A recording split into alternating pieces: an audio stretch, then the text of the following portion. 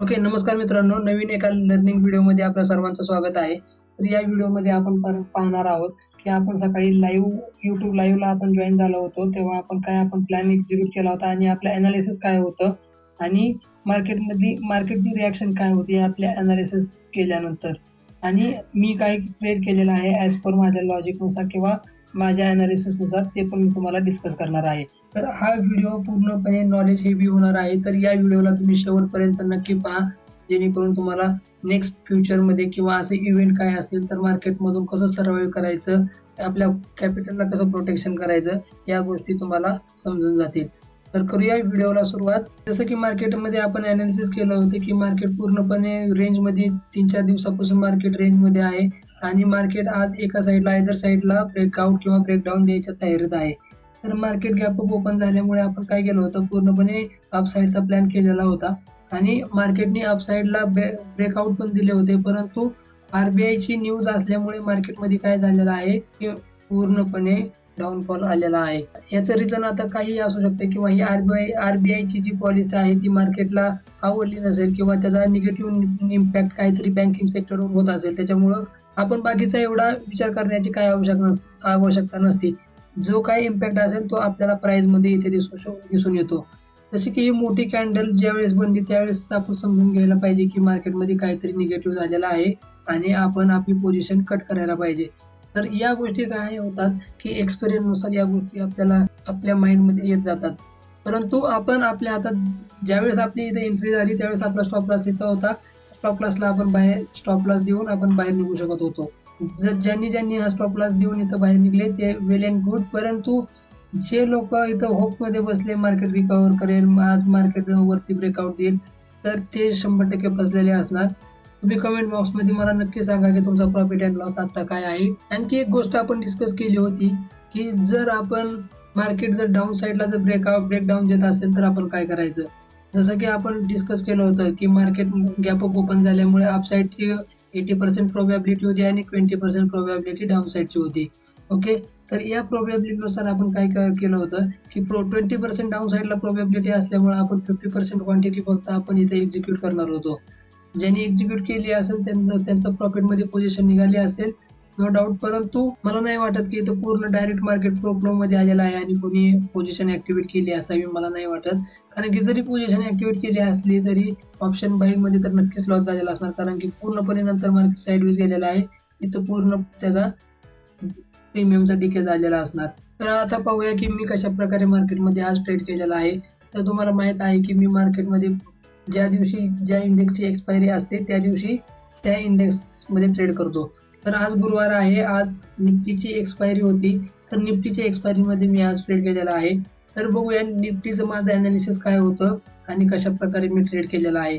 As compare to bank Nifty पूर्ण totally different analysis होतं निफ्टीचं, कारण की हा रेजिस्टन्स लेवल पूर्ण अजून 100-150 पॉईंट लांब असल्यामुळे मला इथून काही प्रॉब्लेम नव्हता. कारण की मार्केट जर मी काय करतोय मार्केटमध्ये 10-10:30 वाजता मॉर्निंग आवरची व्हॉलॅटिलिटी संपल्यानंतर येतो. त्यावेळेस मार्केट समवेअर इथं होतं आणि इथून जर मार्केटला हा रेजिस्टन्स ब्रेक करायचा असेल तर इथून ब्रेक करताना इथं मार्केटमध्ये स्ट्रेंथ राहणार नाही. तर त्याच्यामुळे काय करू शकतं मार्केट इथून परत आणखी साईडवेज जाण्याचे चान्सेस मला दिसत होते. त्याच्यामुळे मी काय केलं होतं, इथं CPE शॉर्ट केला होता आणि जसे की ही कॅन्डल मी पाहिली, या कॅन्डलला पाहून मी माझा PE सेल एक्झिट केलं आणि CE ला फक्त होल्ड करून ठेवला आणि दिवसभरात CE होल्ड केल्यामुळे CE ने तर हा प्युअर प्रॉफिट दिला, कारण की CE तो 0 झालेला आहे.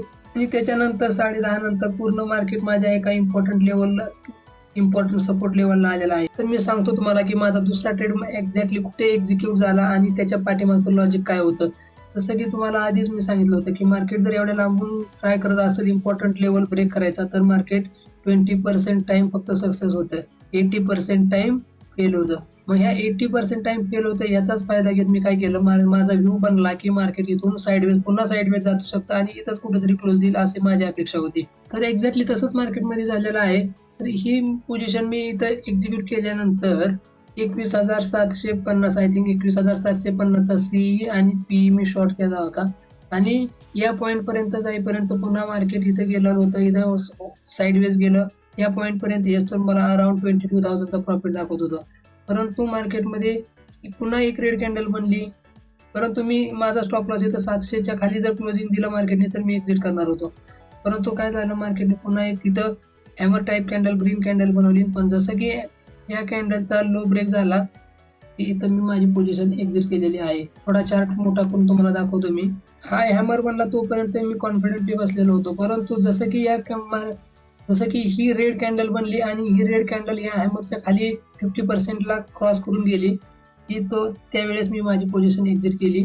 तर चला तुम्हाला मी काय करतो की जिरोधाच्या प्लॅटफॉर्मवर घेऊन जातो आणि एक्झॅक्ट माझे ट्रेड कुठे कुठे ऍक्टिव्हेट झाले आहेत ते तुम्हाला सांगतो. जसं की तुम्ही या स्क्रीनवर पाहत आहे, एकदा मी रिफ्रेश करतो म्हणजे काही डाऊट नको. बऱ्याच जणांना डाऊट असतो की रिफ्रेश का नाही केलं, तर तुमच्यासाठी आणखीन एकदा रिफ्रेश करतो. ओके, रिफ्रेश झालेला आहे. तर तुम्ही पाहू शकता इथं आपण आज काय केलेलं आहे, 13,300 रुपयाचा प्रॉफिट आपण बुक केलेला आहे. माझं अनालिसिस होतं 21,900 किंवा 22,000 या लेवलच्या जवळपास कुठेतरी मार्केट क्लोज होऊ शकतं. परंतु मार्केटमध्ये एक रेड कॅन्डल बनली आणि या रेड कॅन्डल बनल्यामुळे मी या लेगचा स्टॉप लॉस बुक केला आणि बुक केल्यानंतर परत मार्केट काहीतरी थोडी ग्रीन कॅन्डल बनायला लागलं, अप्पर साईडची स्ट्रेंथ दाखवायला लागलं. त्याच्यानंतर मी पुन्हा एक ट्राय केला, 3,000 रुपये देऊन मार्केटला ट्राय केला, परंतु तो पण माझा फेल गेला. तर त्याचा पण एसएल मी बुक केला आणि ऍट द लास्ट 11 11:30च्या आसपास मी काय केलं होतं की हा एक ट्रेड बनवला होता 21,700चा सीईपी. एकदा मी काय केलं होतं, शॉर्ट केला होता. याच पोझिशनचा मी तुम्हाला एक व्हिडिओ पण शूट करून आपल्या ग्रुपमध्ये टाकला होता. जर तुम्हाला पण असं शेअर मार्केट माझ्याकडून शिकायचं असेल फ्रीमध्ये A to Z from basic to advance, तर येणाऱ्या संडे पासून माझी एक नवीन बॅच चालू होत आहे. तर त्या बॅचला ऍडमिशन घेण्यासाठी तुम्हाला काय करायचं आहे, दिलेल्या या युट्यूब चॅनलला तुम्हाला सबस्क्राईब करायचं आहे आणि सबस्क्राईब केलेल्याचा स्क्रीनशॉट मला माझ्या व्हॉट्सअप नंबरवरती पाठवायचा आहे.